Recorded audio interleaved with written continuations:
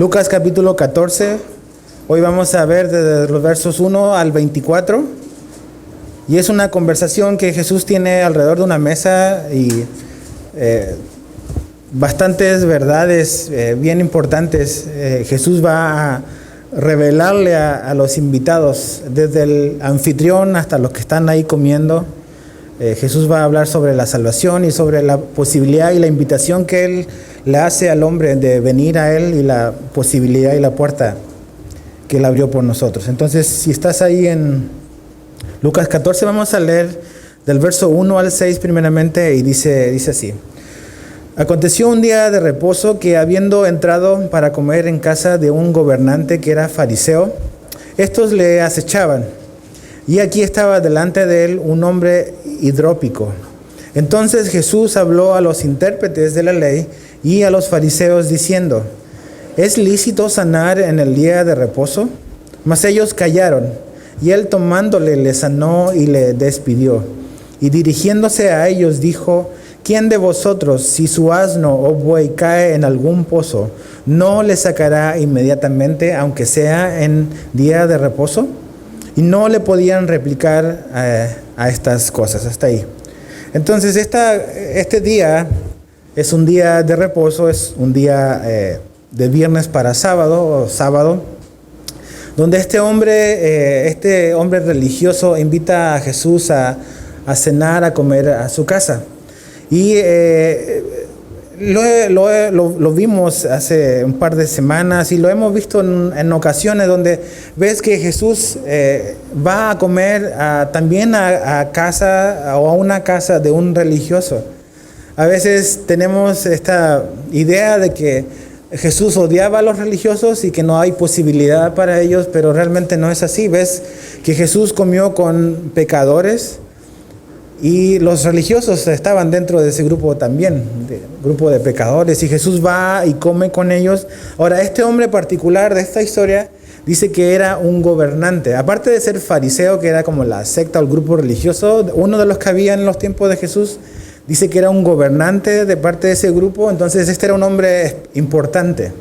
Y un hombre importante invita a Jesús a comer a su casa. Y tú dices, bueno, ¿cuál es el historial que tiene Jesús con estos hombres, con los hombres de este grupo? Y realmente no es bueno, porque era el grupo que se le oponía y constantemente estaba como que acechando a Jesús, y veían a Jesús como un enemigo. Pero a pesar de eso le invitan, y increíblemente Jesús acepta ir y comer. Porque finalmente Jesús ama a todos, ¿ves? Ama al religioso, al falso religioso, ama al hipócrita, ama al más vil pecador y descarado pecador. Los ama a todos. Y también hombres como ellos necesitan escuchar el mensaje que el Padre le envió a dar a Jesús. Ahora, si tú y yo tuviésemos personas que nos andan así como que acechando, el verso 1, probablemente seríamos sinceros al decir que jamás me sentaría en la mesa con alguien que me está acechando. No sería una prioridad en mi vida el sentarme a comer con una persona que está fastidia en mi vida. Esa es mi naturaleza, es la naturaleza de todos nosotros. Pero Jesús no le hace el quite, ¿ves? No le hace el quite a este momento incómodo quizás y tenso de tener que compartir un plato de comida o un pan con un hombre como estos. Y no solamente estaba un gobernante, dice que en la mesa habían fariseos, o sea, habían varios que estaban ahí. Y le estaban acechando. La palabra acechar quiere decir mirar de cerca con mala intención. Esa es la idea de acechar. Entonces están todos los ojos puestos en Jesús en la mesa. ¿Qué es lo que Jesús va a decir? ¿Qué es lo que Jesús no va a decir? ¿Qué es lo que Jesús va a hacer? ¿Qué es lo que Jesús no va a hacer? ¿Te has sentido así como que simplemente todos te están mirando y como que cualquier cosa que hagas te van a criticar de por sí? Si lo hiciste bien, si lo hiciste mal, si dijiste esto, si no dijiste esto otro, hay gente que te va a criticar como sea. Y ahí está Jesús, ¿ves? Ahí está dando la cara y yendo a gente como ellos, porque finalmente ese era el corazón o era la actitud que ellos tenían de una falsa religiosidad. El falso religioso te mira de cerca para acecharte, para realmente mirarte con mala intención. Pero los ojos de Jesús eran diferentes. Él veía a la gente de cerca, pero con ojos de gracia, con ojos de misericordia. Incluso para un hombre como este, como un gobernante y como todos los fariseos que estaban sentados ahí en esa mesa. Pero en este comer y en este convivio y en esta cena, aparece un hombre en escena que es un hombre que tiene una enfermedad, que es el hombre hidrópico. Es la única parte en la Biblia que habla de esta enfermedad, de este asunto físico. Y era básicamente una especie de ¿cómo se llama? De hinchazón, de acumulación de líquidos que se producía debajo de la piel y que hacía que la gente fuese deformada, y se deformaba porque tenía líquidos debajo de la piel, en cualquier parte, en el estómago, en los brazos, en las piernas, y era algo bastante espantoso, pero esa no era en realidad la enfermedad en sí, era como un síntoma de algo que estaba ocurriendo. Pero viene este hombre y es día sábado, y sabemos qué significa el día sábado para un fariseo. Entonces, no sabemos realmente si este hombre llegó ahí parte de la invitación, o incluso no podemos afirmarlo, pensar de que incluso es una trampa de los fariseos, porque a veces así jugaban con Jesús, traían cosas como para tentarlo. Pero el hecho es que este hombre está ahí, y Jesús le dice algo interesante. Fíjate, el verso 3, le dice, ¿es lícito sanar en día de reposo? Y esa pregunta Jesús se las hizo muchas veces a los fariseos. ¿Es lícito hacer esto o no en el día de reposo? Y lo vimos en los capítulos anteriores. Jesús sanó a mucha gente en día de reposo. Porque finalmente el principio es este, ¿ves? Para Dios, para Jesús, es más importante la misericordia, la gracia y la compasión que un ritual. No podemos poner un ritual a la misma altura que la compasión, la misericordia de Dios. Y eso es realmente lo que siempre debe de movernos. Y a veces te vas a enfrentar tú a situaciones, yo me voy a enfrentar a situaciones en mi vida donde explícitamente quizás no vas a saber qué decidir respecto a un asunto. Hay muchas cosas en la Biblia que Jesús nos habla claramente y es blanco o negro, no hay de otra. Y por eso tenemos que conocer la Biblia, tenemos que estudiar la Biblia, porque Dios, a veces decimos, Dios no me ha hablado, no sé lo que querrá Dios, y Dios ya dijo en su palabra lo que quería sobre algo en particular. Pero hay muchas otras cosas donde la Biblia no menciona explícitamente algo. Y tú dices, si hago esto me voy a equivocar, si hago esto, ¿será que me equivoqué? Algo que creemos aquí en esta iglesia es que es mejor equivocarse siempre para el lado de la gracia que para el lado del juicio. Porque si nos equivocamos para el lado de la gracia y extendemos la gracia, pues finalmente es con gracia como vamos a ser tratados. Si tú das gracia, gracia va a ser para ti. Pero si nos equivocamos para el lado del juicio, vamos a ser medidos como nosotros medimos a los otros. Y si fuiste riguroso y fuiste legalista y así nos van a medir también a nosotros. Entonces, en cosas donde no estamos seguros, tenemos que estudiar, pero es siempre preferible equivocarse para la gracia y la misericordia que para el juicio. Ahora, aquí Jesús no se está equivocando al sanar, no se está equivocando. Lo que la ley decía era que un hombre no podía trabajar, pero no decía de que estaba prohibido ayudar a alguien, sanar a una persona. Ahora, fíjate realmente cuál es el problema de los fariseos. Fíjate lo que dice Jesús en el verso 5. Dice, y dirigiéndose a ellos, dijo, ¿quién de vosotros si su asno o su buey cae en algún pozo no le sacará inmediatamente? ¿Sabes cuál era el problema con ellos? Que es a veces el problema que tenemos todos. Es que tenemos un doble estándar. Juzgamos las mismas cosas diferentes cuando nos suceden a nosotros que cuando le suceden a otros. Entonces, dice, si a ustedes se les cae su animal en un pozo, seguro lo van a buscar de inmediatamente. No van a esperar a que termine el día de reposo, porque es su animal, es su herramienta de trabajo. Un buey no solamente era un animal que se puede comer, servía para la agricultura y para lo que hacían en esa época. No van a esperar hasta el día siguiente, lo van a sacar inmediatamente. Pero ellos decían, es que es mío, ¿ves? Cuando tienes piel en la cancha es diferente que cuando no tienes. Cuando algo te afecta, cuando tienes intereses, no vas a esperar, te vas a tomar acción inmediatamente, ¿ves? Y Jesús tenía interés en sanar y en restaurar y en salvar a la gente. Él no dice, lo voy a salvar mañana. Si hoy es el día, hoy está frente a mí, hoy es el día en que tengo que hacer algo por esa persona. Entonces, realmente lo que la ley, más que de la ley del sábado, estos hombres estaban violando una ley que es mayor a esa, que es la ley del amor. La ley del amor. El amor, la misericordia, la gracia era más importante que las interpretaciones a las cuales ellos habían llegado en ese día. Es interesante, les comenté que el día de reposo los judíos no se suben a un elevador común y corriente. En los hoteles, en las oficinas donde hay elevadores, hay un elevador para el día sábado, para el día de reposo. Y todos se suben en ese elevador ese día, porque no tienen que apretar ningún botón, porque apretar botón es trabajar, es violar la ley de Dios. Y caminaron al elevador, ¿ves? O sea, ¿qué están haciendo? Están trabajando, se están moviendo. Pero a ese extremo de lo absurdo lo llevaron, ¿ves? Hay un barrio, una zona en Jerusalén que es la zona donde viven los ultra ortodoxos. Y si tú pasas en un día de reposo en el autobús, te van a apedrear el autobús. Porque el motor está funcionando y está trabajando y está iniciando un fuego para que el motor se mueva, y eso es trabajar, y te apedrean el autobús si pasas por ahí. A ese nivel de extremo llevaron las cosas por interpretaciones erradas. Aquí Jesús está diciendo que realmente la gracia, la misericordia es más importante, y con todos los ojos puestos en Él, ¿ves? A ver, ¿qué va a decir Jesús? ¿De dónde lo vamos a cachar para atraparlo?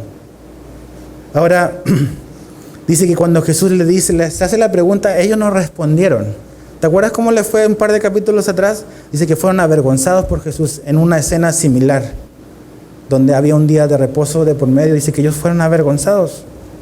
Ahora, fíjate el verso 7 al 11. Jesús empieza a irse para un lugar donde no se la veían venir.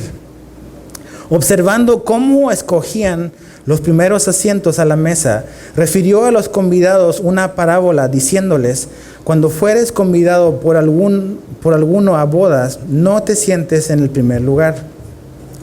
No seas que otro más distinguido que tú esté convidado por él.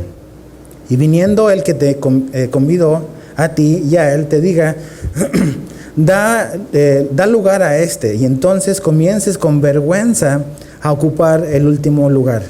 Mas cuando fueres convidado, ve y siéntate en el último lugar, para que cuando venga el que te convidó te diga: amigo, sube más arriba. Entonces tendrás gloria delante de los que se sientan contigo a la mesa. Porque cualquiera que se enaltece será humillado, y el que se humilla será enaltecido. Entonces aquí Jesús da una parábola. Y una parábola es una historia que tiene que ver con la vida real, pero Jesús va a enseñarnos un principio que es importante, que tenemos que entender. Entonces imagínate, está Jesús en la mesa, y probablemente está en la casa de este hombre, y están por pasar a sentarse a la mesa donde ellos comían, y empieza a ver que se empiezan a pelear entre ellos, como que quién se sienta en el mejor lugar. Y es chistoso, dice, observando Jesús a ellos, ¿ves? Esta historia comienza con que ellos estaban acechando a Jesús, estaban como mirando con mala intención a Jesús, pero realmente es Jesús quien los está mirando a ellos. ¿Cómo reaccionan? ¿Ves? Estos hombres súper espirituales, con grandes cerebros, con mucho conocimiento, se están peleando por los primeros asientos, y Jesús los está mirando. Ahora, ¿te imaginas que cuando tú vas a una boda, cuando te invitan a una boda, a una fiesta, sobre todo una boda, en la comida, ¿te sientas donde tú quieres o te sientas donde te asignan? Nos sentamos donde nos asignan. Ahora, eso no era la costumbre y no es la tradición en las comidas, en la manera en que los judíos comían. ¿Cómo comían los judíos? Ellos habían adoptado una costumbre de los romanos, y habían unas especies de divanes donde entraban o se sentaban 3, 4, dependía del tamaño, pero formaban una especie de U alrededor de una mesa también que tenía forma de U. Entonces, lo que ocurría es que, imagínate que yo estoy aquí en la esquina de la mesa donde está así, después está así y así, ¿no? Este espacio de acá quedaba siempre abierto, no había una mesa que formaba un cuadrado, porque ese era el área donde venía el sirviente y traía los platos de comida a la mesa. Entonces era un lugar para el servicio. Pero comenzando en la mesa acá, el primer lugar no era el anfitrión se sentaba en el segundo lugar de la mesa. Aquí al lado derecho se sentaba el segundo hombre más importante de la cena. Y aquí estaba el anfitrión y a su lado izquierdo se sentaba el hombre al cual el anfitrión quería honrar al máximo.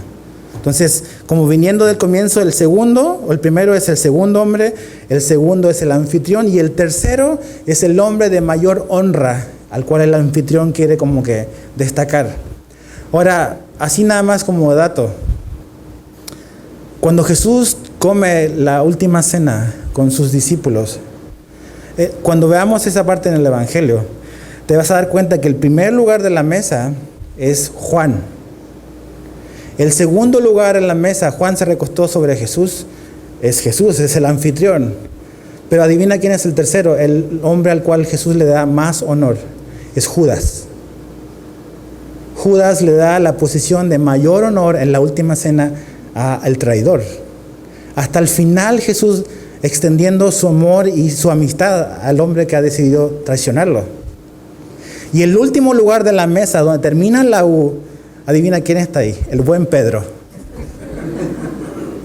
Pedro. El último lugar de la mesa era el lugar guardado para el sirviente. Y Pedro no le dice, Jesús no le dice, Pedro, vente para acá. No, Pedro, quédate ahí. Quédate ahí. Y ese es el lugar del sirviente, el lugar donde él podía ir rápido a la cocina a traer lo que se necesitaba. Entonces así funcionaba la cultura. Y teniendo eso en mente, imagínate la escena, está los hombres que Jesús, o sea que este hombre ha invitado, pero se están peleando por sentarse en un lugar donde puedan ser reconocidos, porque era prestigio, era reconocimiento, era ser vistos. Y Jesús les empieza a hablar de lo que realmente Él quiere como que revelarles de su vida, que es un problema de humildad versus un problema de orgullo. ¿Y quién no ha batallado con el orgullo? El que dice que yo no, es la mejor señal de que estás batallando con el orgullo. Entonces ellos estaban peleando por sentarse en el primer lugar y Jesús le dice, no se peleen por sentarse en el primer lugar, mejor es sentarse en el último lugar. Porque ¿qué pasa si te sientas en el primer lugar, en el lugar donde es honoroso y respetuoso y viene el anfitrión y te dice, perdóname, pero sabes que este lugar lo tenía reservado para otro, por favor siéntate, y como ya están todos los asientos ocupados, vas a terminar en el último asiento, en el lugar del sirviente. Va a ser que una gran vergüenza. Pero si mejor te vas al final y eres humilde para sentarte al final, va a venir el anfitrión y te va a decir, ¿sabes qué? Mejor siéntate un poquito más cerca y sube y trepa para arriba. Entonces, ¿cuál era el problema con ellos? El problema que hay con nosotros. Es un asunto de orgullo versus humildad. La palabra que dice aquí Jesús, enaltecer, quiere decir exaltar o elevar. Alguien que se quiere elevar, que quiere destacar, quiere ser reconocido por sobre todo el resto. Y eso es lo que Jesús dice que no tenemos que hacer. ¿Ves? No tenemos que buscar el reconocimiento del hombre. No tenemos que buscarlo. Y eso es totalmente antinaturaleza nuestra. ¿Ves? ¿Qué es lo que queremos hacer? Queremos destacar, queremos que todos nos vean, queremos ser reconocidos.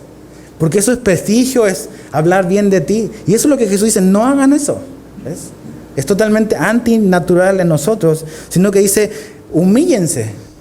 Sean humildes. Y la palabra humilde o humillado quiere decir allanar, bajar. Es como cuando una superficie tiene un montón de elevaciones, tú empiezas a pulirlo para que quede todo parejito. Allanar. Esa es la idea de humillarse. De que nadie pueda sobresalir. Que no andes buscando como que decir, aquí estoy yo, todos mírenme a mí. Y sabes que eso es lo que mueve nuestro mundo en el que vivimos. Todos queremos ser vistos, todos queremos ser reconocidos. Y especialmente la verdad que Jesús dice que no debemos de ser así. No, tú eres el campeón y acá, y todo este rollo que te meten la filosofía moderna, incluso en las iglesias. Y Jesús dice, no, mejor, más humilde es mejor. Porque el camino hacia arriba es el camino hacia abajo en esto. Y si quieres ir arriba, vas a terminar abajo. Y nos resistimos porque no nos gusta. Pero el orgullo es un pecado. Todos los pecados son graves, pero el orgullo le costó su chamba a Satanás. ¿Ves? El orgullo entró en su corazón y él cayó. Eso fue lo que le costó su caída. Entonces tenemos que examinar nuestro corazón a la luz de lo que Jesús está diciendo. ¿Y sabes qué? Jesús es ese invitado incómodo. Porque Jesús le está diciendo esto en la casa de él, en su mesa, frente a su cara. Pensamos que Jesús es, ay, sí te amo, y sí nos ama, ¿ves? Pero en ese amor Él nos dice la verdad y no te la manda a decir con nadie. Te la dice frente a ti porque te ama, porque me ama. El orgullo, la humildad. Y sabes que cuando nos humillamos, hay dos maneras de llegar a la humildad. Una es que seas humillado a la fuerza y otra es que decidas tú humillarte y postrarte. ¿Ves? Es una decisión. Aquí Jesús está diciendo que esta es una decisión que debemos de hacer. De que voluntariamente seamos humildes y empecemos a declinar. Juan el Bautista dijo, es necesario que Él crezca y que yo ¿qué? Que yo mengüe. No se trata de Juan el Bautista, no se trata de Edgar, no se trata de ti, se trata de Jesús. Y cuando vamos hacia abajo, no es miseria, es gozo. Porque ya no tienes que estar cumpliendo las expectativas de la gente. Que tienes que vivir acá y tienes que mantener a todos contentos. Tenemos que mantener a nuestro Señor contentos. Eso es importante. Y cuando nos hacemos humildes, Dios nos encuentra en ese lugar de humildad.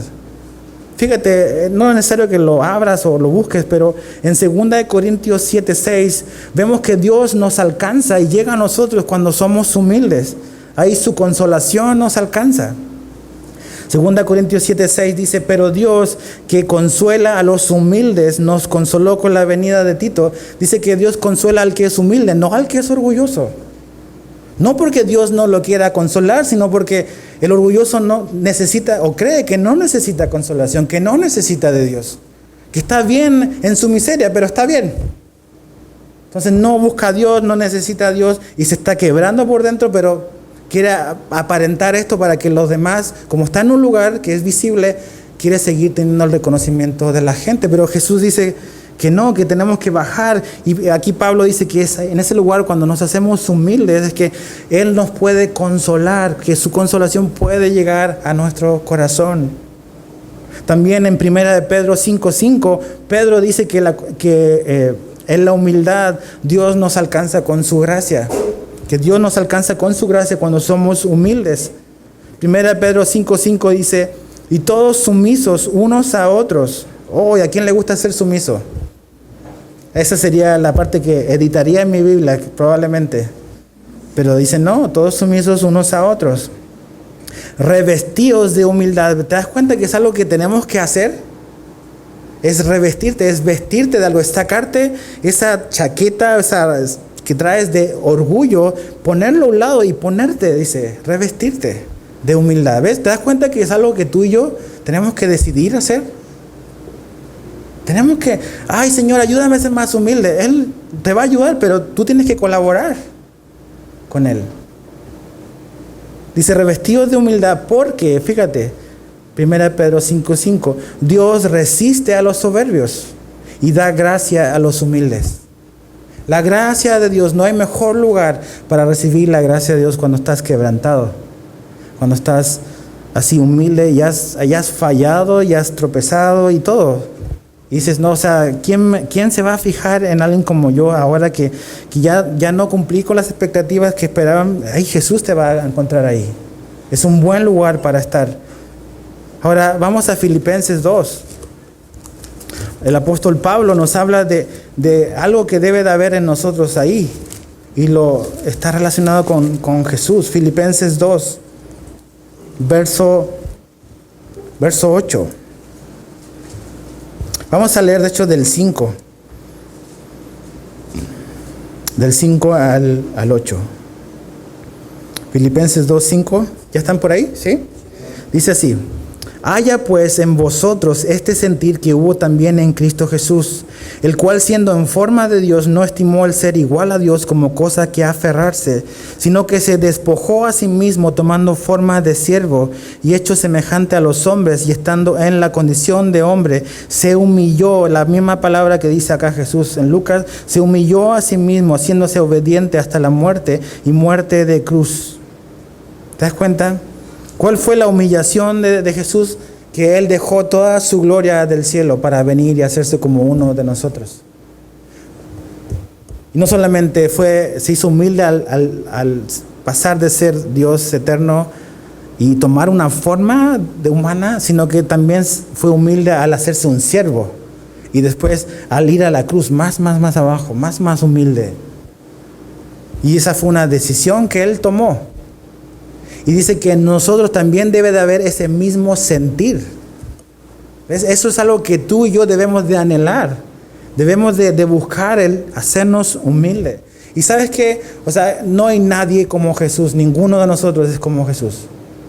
Él se hizo humilde y Él enfrentó todo el juicio que Él enfrentó en la cruz de una manera totalmente injusta.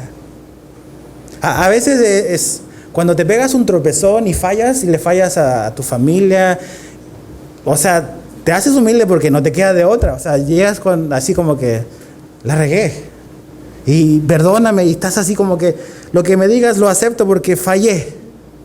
Otra cosa muy diferente es cuando te tratan así y tú no has hecho nada malo. Y cuando te vienen y te juzgan, ahí es bien diferente ser humilde. Y dices, ¿por qué tengo que ser humilde si no he hecho nada? Y reaccionamos y empezamos a aferrarnos, como dice ahí, que Él nos aferró, pero empezamos a aferrarnos a la situación y empezamos a responder, a reaccionar. Y Jesús era el único que podría haber hecho eso. Oye, ¿qué onda? Yo soy Dios. ¿Qué les hice yo a ustedes? Pero ¿lo hizo? No lo hizo. Eso es humildad. Y dice, ese mismo sentir haya en ¿quién? En nosotros. ¿Ves? La humildad no es simplemente cómo te ves cuando has tropezado, es cómo reaccionas cuando eres acusado injustamente. ¿Cómo vamos a reaccionar ahí? Humildad es ver cómo vas a reaccionar cuando te mandan al número 99 de la fila, cuando tú quieres agarrar el ticket del primero. ¿Cómo reaccionamos nosotros cuando vamos a sacar fotocopias al Office Max y vas a sacar tu numerito y ves número 99 y en cuál van? Van en el 1 o en el 2. Dices, no puede ser, tengo que esperar todo eso. Y empiezas a buscar cómo treparte en los números. Empiezas a buscar los números a ver si puedes meterte ahí antes. O si alguien se aburre para agarrar su número porque quieres a toda costa avanzar y trepar. Eso es orgullo, dice Jesús. No, vete al final y espera. ¿Ves? Mejor que te llame alguien de allá, ven, sube, trépate, a que tú estés queriendo forzar y te manden al último. ¿Ves? Esa es humildad. Salmos 75, 6 y 7 dice, porque ni del oriente ni del occidente ni del desierto viene el enaltecimiento, mas Dios es el juez, a este humilla y a aquel enaltece. ¿Ves? No busques, pensando en esta mesa a la cual Jesús está hablando de que van a comer juntos, de que comer juntos siempre es comunión, es compañerismo, es amistad. No busques posición en tu relación con Dios, no busques posición ni reconocimiento. Mejor busca comunión con Él. Comunión es más importante que posición y reconocimiento. Simplemente el hecho de saber que tú y yo tenemos el gran privilegio de poder tener una relación con Dios a través de su Hijo Jesucristo. El donde Él te ponga es totalmente intrascendente. Lo más importante no es lo que está en la mesa, es quién está sentado en la mesa, es Jesús. Es comunión, compañerismo con Él. Ahora, versos 12 al 14. Dijo también al que le había convidado, cuando hagas comida o cena, no llames a tus amigos, ni a tus hermanos, ni a tus parientes, ni a vecinos ricos, no sea que ellos a su vez te vuelvan a convidar y seas recompensado. Mas cuando hagas banquete, llama a los pobres, los mancos, los cojos y los ciegos, y serás bienaventurado porque ellos no te pueden recompensar, pero te será recompensado en la resurrección de los justos. Entonces, sigue la conversación en la comida, y Jesús le dice, mira, mejor cuando hagas una comida, no invite a los que invitas siempre, invita a este tipo de personas que probablemente no has considerado nunca, dice. Ahora ya Jesús no le está hablando a todos los presentes en la comida, le está hablando específicamente al anfitrión de la cena, al gobernante fariseo. Ahora, ¿no está diciendo aquí Jesús que está mal invitar a tus amigos a comer a tu casa? ¿No está diciendo que está mal invitar a tu familia? Lo que está diciendo Jesús acá es que tenemos que tener un corazón generoso, de invitar y querer compartir con la gente que no te tenga que dar nada o que no te pueda dar nada a cambio.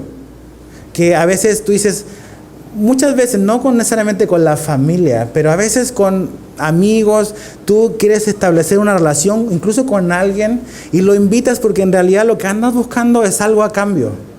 Es reconocimiento, es aceptación en un grupo, es ser parte de ellos y como entonces te invito a ver si me das chance, porque quiero obtener algo a cambio. Pero aquí Jesús dice, no invites a la gente porque quieres obtener algo a cambio, porque te puedan recompensar con algo, sino que invítalos simplemente porque tienes que tener un corazón generoso. O sea, simplemente por eso. ¿Qué tipo de recompensa podría darle un pobre, un manco, un cojo o un ciego a un hombre como un gobernante de los fariseos? Ninguna. ¿Ves? Ninguna. ¿Qué tipo de recompensa te podría dar alguien que realmente no tiene cómo pagarte? O sea, es fácil darle algo a alguien que te puede dar algo a cambio. Es otra cosa diferente dárselo a alguien que nomás no tiene cómo devolvértelo. Pero es un acto de amor, de compasión. Y eso es lo que Jesús le está diciendo. Dice, porque finalmente hacemos las cosas porque nuestra recompensa es terrenal o es espiritual o es eterna. Es eterna. ¿Te das cuenta cómo cambia la perspectiva de una persona que vive esta vida, pero pensando y teniendo sus ojos también en la eternidad? Todo lo que hacemos hoy en día, a veces simplemente nos movemos, decidimos, tomamos caminos porque queremos el beneficio solamente terrenal. Pero lo que mueve a una persona que quiere seguir a Jesús no es el beneficio terrenal primeramente, es pensar en la eternidad. Pensar en la eternidad. Y hacer las cosas para Dios, no hacer las cosas primeramente para el hombre. Primero es para Dios y después para la gente. Y cuando Dios está en el primer lugar en nuestra vida, nosotros vamos a poder dar con generosidad. Pero si tú quieres agradar, si yo quiero agradar al hombre, cuando el hombre no me reconozca, ¿qué crees que va a ocurrir contigo? Va a haber amargura. Porque dice, oye, no está valorando lo que yo le estoy dando. Es que no me reconoce todo lo que yo he hecho por él o por ella. Y así nos vamos. Pero cuando lo haces para Dios, finalmente sabes que Dios es el que ve todas las cosas y aunque nadie lo haya visto, aunque nadie te haya dado gracias, finalmente es Él el que recompensa en el cielo, ¿ves? ¿Para quién o para qué o por qué haces lo que haces? ¿Para ser reconocido? ¿Para tener fama? ¿Para tener, no sé, acceso a cosas que no tendrías? Jesús dice, no, haz las cosas para mí y sé humilde. Sé humilde. Ahora fíjate el verso 15 al 24. Aquí está interesante lo que Jesús les va a decir. Oyendo esto, uno de los que estaban sentados con él, no sabemos quién es, probablemente uno de los fariseos ahí, con él a la mesa, le dijo, bienaventurado el que coma pan en el reino de Dios. Entonces Jesús le dijo, un hombre hizo una gran cena. Otra vez, parece que todo tiene que ver con comida, con la cena, ¿no? Y convidó a muchos. Y a la hora de la cena envió a su siervo a decir a los convidados, venid, ya que todo está preparado. Y todos a una comenzaron a excusarse. El primero dijo, he comprado una hacienda y necesito ir a verla. Te ruego que me excuses. Verso 19. Otro dijo, he comprado 5 yuntas de bueyes y voy a probarlos. Te ruego que me excuses. Verso 20. Y otro dijo, acabo de casarme y por tanto no puedo ir. Vuelto el siervo hizo saber estas cosas a su señor. Entonces, enojado, el padre de familia identifica quién es el que está enviando la invitación, el padre de familia. Dijo a su siervo, ve pronto por las plazas y las calles de la ciudad y trae acá a los pobres, los mancos, los cojos, los ciegos, lo mismo que aparecieron en la historia pasada. Y dijo el siervo, Señor, se ha hecho como mandaste y aún hay lugar. Dijo el Señor al siervo, ve por los caminos y por los vallados y fuérzalos a entrar para que se llene mi casa. Porque os digo que ninguno de aquellos hombres que fueron convidados gustará mi cena. Entonces están en esta comida con Jesús y Jesús está diciendo eso. Y por alguna razón este hombre que habla hizo la conexión entre la invitación de este hombre a los invitados con comer un día con Dios en el reino de Dios, que creo que es donde Jesús quiere llevar también la conversación. No simplemente hablar de que tenemos que ser generosos, de que tenemos que compartir. Hay algo más importante que el compartir y ser generoso, es quién va a comer con Dios un día en su reino. ¿Ves?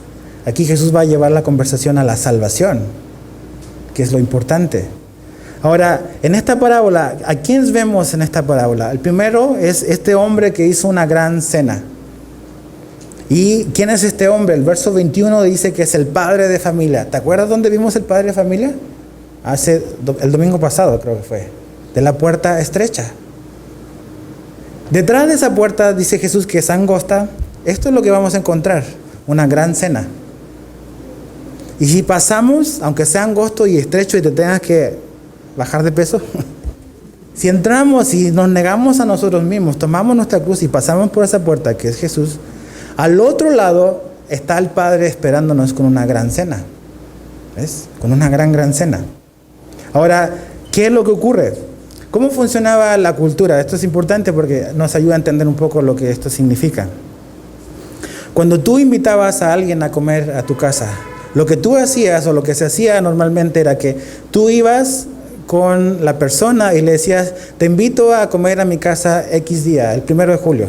Te invito a comer a mi casa. Y te decía, ok, acepto, te daba la respuesta enseguida, sí voy a ir. Y te ibas y llegaba el día, pero tú en la invitación primera, es como una doble invitación. La primera invitación, tú no decías la hora, no decías te veo a las 5 de la tarde en mi casa. No se acostumbra a eso.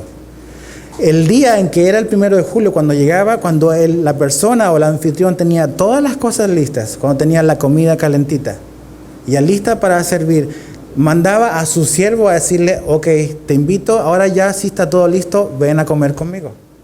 En esa época no hay microondas, ok. No hay así como que lo descongelo, lo meto y ya vente rápido. No. O sea, es complicado, es otro rollo. Entonces, por eso era así como que una invitación, te espero tal día y ese día te voy a avisar cuando vengas. O sea, no sabían la hora, más si sabían el día. Entonces, dice que finalmente sale este siervo y empieza a decirle a los convidados, vénganse. Pero ¿qué ocurre? ¿Qué ocurre acá? Hay una palabra importante que se repite en los tres.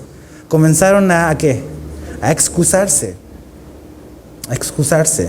¿Qué quiere decir excusa? La palabra excusa la busqué en el diccionario y dice que es un pretexto que se invoca para eludir o disculpar una omisión. Un pretexto, una excusa es un pretexto que se invoca para eludir o disculpar una omisión. ¿Y qué es un pretexto? Es un motivo o causa simulada o aparente. Un pretexto es una mentira camuflada de verdad, finalmente. Eso es un pretexto.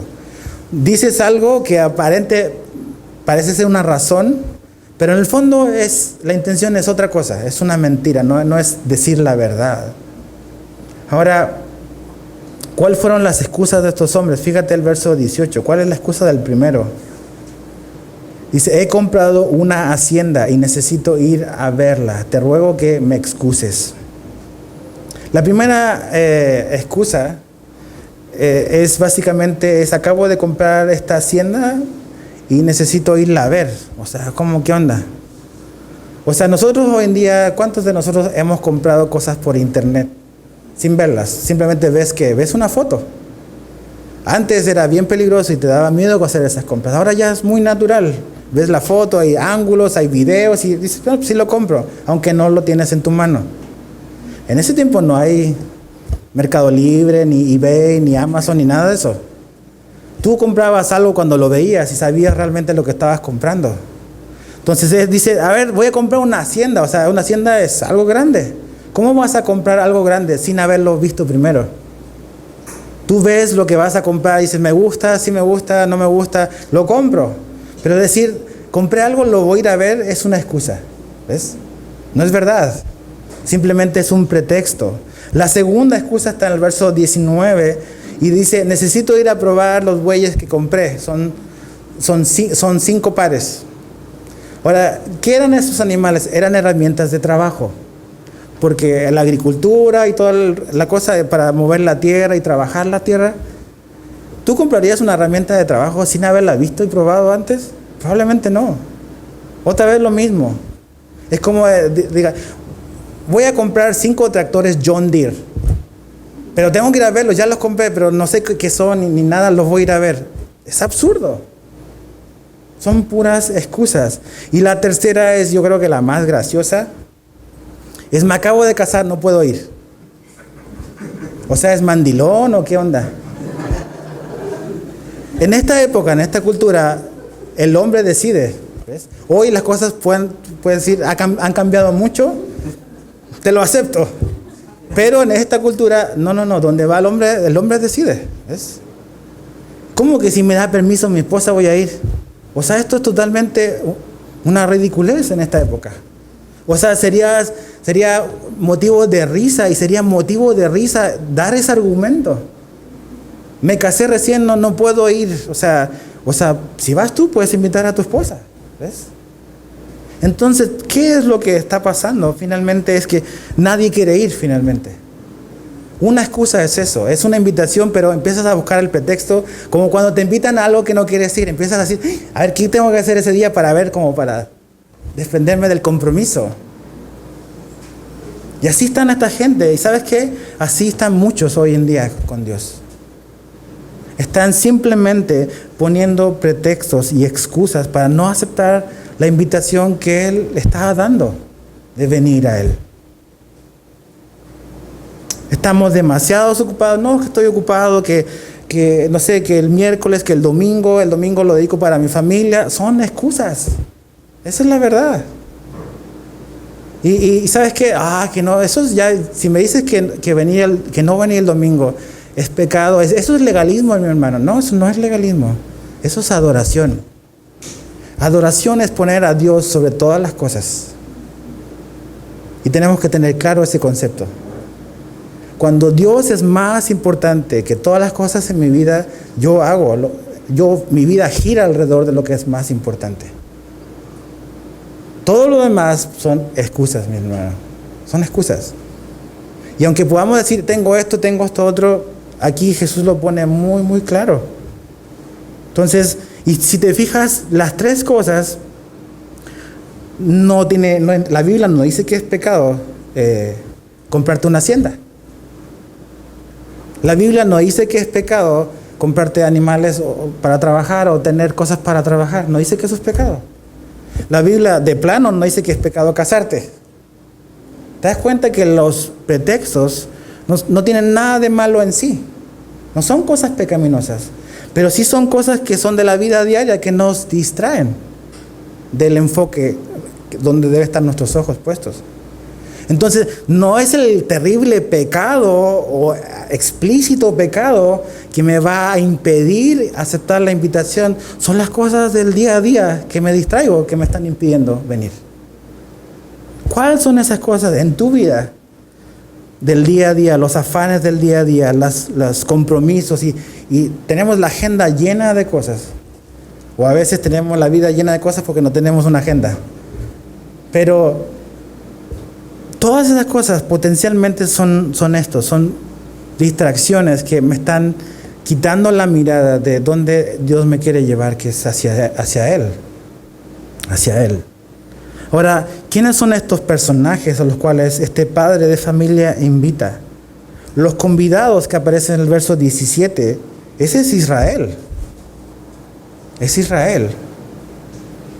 Jesús les está hablando a los judíos y les está hablando en su propia mesa, sentado comiendo con ellos delante. Y vimos la semana pasada de que Jesús dijo, Israel o Jerusalén, Jerusalén, que te quise juntar como una gallina junta a sus polluelos, pero ustedes no quisieron. Y dice, ustedes matan a los profetas. ¿Te das cuenta? Todos los profetas, todas las personas que Dios mandó, y finalmente Dios mismo hecho hombre, era una invitación a estos convidados de venir a Él. ¿Y qué hacían cada vez? No. Excusa. Entonces estos convidados son, primero es Israel. Juan dice que a los suyos vino, pero los suyos ¿qué? No le recibieron. Los convidados no están interesados en Dios hecho hombre. Después el otro habla de los pobres, los mancos, los cojos, los ciegos del verso 21, los mismos que dijo Jesús que tienes que invitar. El mismo grupo, el mismo orden del verso 13. ¿Y a quiénes representan ellos? Habían en la cultura de Israel, están los religiosos y está el resto del mundo. Entonces, o eres de ellos, y si no eres de ellos, eres de la chusma. Y todas estas personas, los pobres, mancos, cojos, ciegos, son el grupo de los pecadores. Los que nadie quiere, los que el religioso no quiere, el que ve feo. Los que están afuera, donde están los recolectores de impuestos, donde está toda esa gente a la cual Jesús vino a alcanzar. Ellos son esos, son los pecadores, son los despreciados.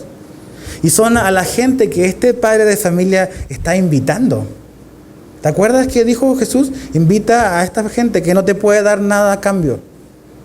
¿Por qué tú y yo tenemos que tener un corazón generoso para invitar a alguien o compartir con alguien o ser generoso con alguien que no te puede dar nada? Es porque ese es el corazón de Dios. Que da al que no puede pagarle, ¿ves? Al que le da su favor sin esperar nada a cambio. Ese es el corazón de Dios. Eso es lo que está diciendo Jesús. Y ahí estamos nosotros, ¿ves? Nosotros llegamos a Él pobres, mancos, cojos, ciegos espiritualmente. Y Él nos dio la bienvenida, Él nos invitó. ¿Qué tipo de prestigio podría tener una persona asociándose con gente como esa? Su prestigio se iría al bote de la basura. O sea, ¿qué hace ese hombre con ese tipo de persona? ¿A quién le decían eso? A Jesús. Que comía, que bebía, que estaba con los pecadores. Ese es siempre el ataque. ¿Ves? ¿Por qué? Porque Él vino a invitarnos a esa comida, a ese compañerismo con Él, a pesar de todas nuestras limitaciones. Jesús no ganaba nada con tenernos con Él. No gana prestigio, no gana nada. Él quiere ganarte a ti. Quiere ganarte a ti, a mí. No es que, voy a tener más fama. Su gracia crece y ves que dicen, no, tremendo Dios que a pesar de ver todo lo que hay en mí, Él decide querer estar conmigo. Pero finalmente acá, Él lo hace sin esperar nada a cambio. Una persona así nunca va a poder pagarle a alguien como que tiene todo esto, algo a cambio. Tú y yo no vamos a poder pagarle jamás a Dios todo lo que Él hizo por nosotros. Lo único que podemos hacer es aceptar la invitación. Eso es lo único. Y después los últimos están en el verso 23, son los de los caminos y vallados. Eso quiere decir de lugares remotos, de lugares lejanos. Y ahí están los gentiles, podríamos decir. O sea, los que no son judíos, los que no tenían nada que ver con esta invitación, que no conocen a los convidados, gente que no estaba considerada. Ahí están los gentiles, los no judíos, nosotros. Verso 23 dice, usa una palabra, dice, fuérzalos a entrar. O sea, lo que Dios anda buscando, el corazón de Dios anda buscando con intensidad que tú vengas a Él. Si tú dices, yo ando buscando a Dios, puede ser cierto, pero Dios te andaba buscando a ti antes de que tú le andaras buscando a Él. O sea, dice la Biblia que nadie busca a Dios. Él es el que nos vino a buscar a nosotros. Y cuando tú empiezas a decir, no, voy a considerar a Dios, es que Él ya hace ratito tenía sus ojos puestos en ti. Y te está invitando a venir a Él. Y esa palabra de forzarlos no es que forzarlos como físicamente. Les decía al grupo de las 10 que este verso, el verso 23, fue una parte de la Biblia que se usó mucho en la Inquisición. Y que los cruzados y todo eso que ocurrió ahí usaron para forzar físicamente a la conversión hacia el cristianismo. Y eso no es lo que Jesús está enseñando acá. La fuerza habla de no una fuerza física, sino la fuerza para persuadir a una persona, para convencerlo con la razón, con el ejemplo, con toda la vida que Cristo nos llama a vivir. Eso es lo que debe de convencer. Y finalmente la Biblia dice que el que convence de pecado no somos nosotros, es el Espíritu Santo, ¿ves? Entonces tú ni yo podemos cambiar a nadie, pero somos llamados a vivir esta vida de seguir a Jesús, y Jesús va a usar eso como un argumento para alcanzar también a otros. Pero ¿qué es lo que quiere este Padre? Es que vengan todos. ¿Por qué? Porque dice, hay mucho lugar todavía. A pesar de que los convidados originales no quisieron venir y el Señor fue a buscar a los cojos, a los ciegos, sigue habiendo mucho espacio en la mesa y este padre quiere comer con todos los invitados que puedan entrar. ¿De qué te habla eso? Del deseo de Dios de salvar vida, de salvar al cojo, al ciego, salvar a la gente que está perdida. Pero lo trágico del primer grupo de los convidados es que ellos hablan de una oportunidad perdida. ¿Ves? Este hombre, estos religiosos, estos fariseos, en el tiempo de Jesús, no aprovecharon la oportunidad que estaban recibiendo por un montón de pretextos. La pregunta es, ¿qué estamos haciendo nosotros? ¿Qué estás haciendo tú si aún no has rendido tu vida a Cristo? Él está mostrándonos acá cuánto interés tiene su Padre de ser nuestro Padre también. Y que vengamos a Él, que aceptemos la invitación de venir y tener compañerismo. Cuando un judío comía con otro y invitaban a comer a alguien, esa era una expresión de amistad. Es decir, con esta comida somos uno, somos amigos. Somos amigos. Y eso es lo que hay detrás de la puerta, ¿ves? De la puerta que es Jesús. Es compañerismo con Dios. Pero ¿qué vas a hacer con esa oportunidad? El corazón de Dios es llenar su casa de invitados. Y invitados que no pueden pagar el estar ahí. ¿Ves? Estos cojos pueden pagar estar ahí? No. En el cielo nadie va a poder decir, yo llegué aquí porque fui una buena persona. O porque hice buenas cosas. O porque siempre hice mi devocional todos los días de mi vida. O porque oré siempre. Nada de eso nos va a hacer garantizar la entrada al cielo. Solamente la fe en Jesús. Simplemente eso. Y todo lo demás es un resultado. ¿Ves? No significa que no vamos a hacer nada. Pero lo que viene después es una consecuencia, un resultado de lo que Dios ha hecho en nosotros. No para ganarnos su favor, sino porque ya nos ganamos el favor. Porque no teníamos cómo pagar. Pero la gracia nos alcanzó siendo cojos, ciegos espiritualmente. Entonces, ¿qué vas a hacer con la invitación de Jesús si no eres una persona que ha decidido seguir a Cristo? ¿Tú pensabas que tenías a Jesús bajo el microscopio? Él te tiene a ti entre ceja y ceja. Y te está llamando. Te está llamando para que vengas a Él. Porque Él está esperando y hay mucho lugar todavía en esa mesa. Hay mucha gente afuera que necesita oír de Jesús. Y nosotros que ya estamos en esa mesa, que vamos hacia allá, ¿qué harías tú si tienes acceso al mejor buffet del mundo, con el mejor chef del mundo, y es gratis? ¿Te podrías quedar callado y no invitar al que se está muriendo de hambre? Ese sería un crimen espantoso. Tener acceso al mejor chef, el mejor restaurante del mundo, y te invitan a ti gratis y sabes que pueden entrar más y te quedas callado. Eso es un crimen. ¿Ves? Entonces, ¿qué vamos a hacer con todos los perdidos que andan afuera? O a lo mejor algún perdido que anda por acá adentro. Hay que venir a Jesús. Padre, te damos gracias. Gracias, Señor, porque vemos reflejado. Esto es una radiografía del corazón del Padre. Un Padre que invita a su creación a regresar a Él a través de Jesús. Y gracias porque a veces vemos y es más explícito el amor de Jesús por el pecador. Pero en esta historia vemos a este Padre, que eres tú, Padre, con ese anhelo ferviente de invitar a más gente, a la más gente posible, a su mesa. Y Señor, sabemos que un día vamos a estar frente a ti en el cielo. Pero también sabemos que sigue habiendo mucho espacio aún. Sabemos que esa puerta que es Jesús sigue estando abierta aún.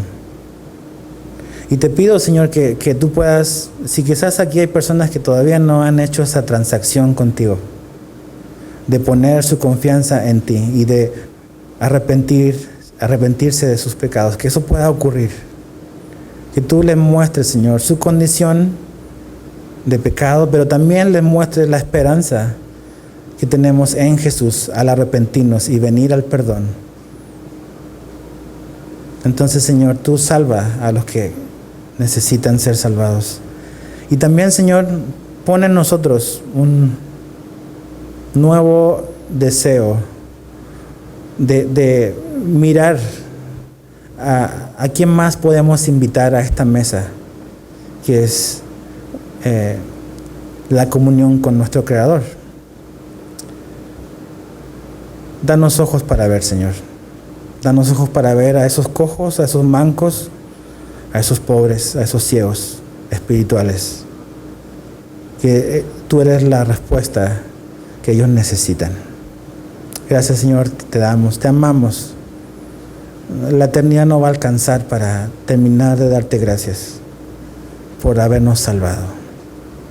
Te bendecimos, Jesús, te bendecimos, Padre. Amén.